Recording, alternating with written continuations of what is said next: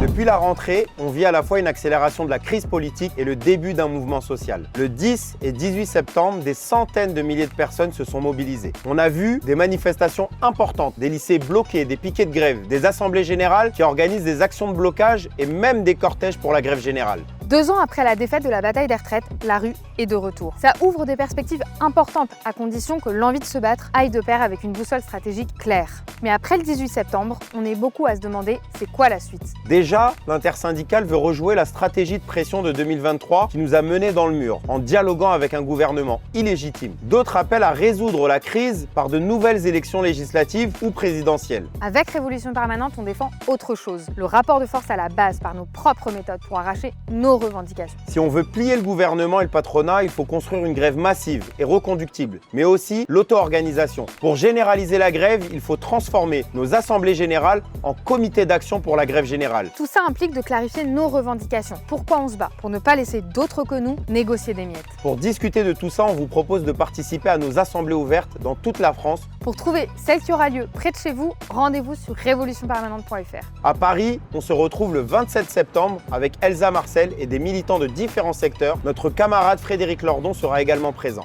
On va parler de la suite du mouvement, mais aussi de l'urgence de reconstruire une gauche révolutionnaire ancrée dans les lieux de travail, d'études et les quartiers.